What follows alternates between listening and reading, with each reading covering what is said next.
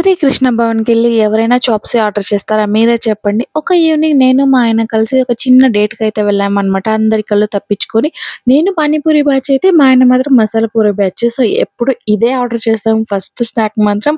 And చూసారా ఎంత హాయిగా తింటున్నారో. నేను మాత్రం స్టైల్‌గా ఇక్కడ అన్ని స్పూన్‌తో టేస్ట్ చేసి తింటున్నాననమాట ఎంజాయ్ చేసి.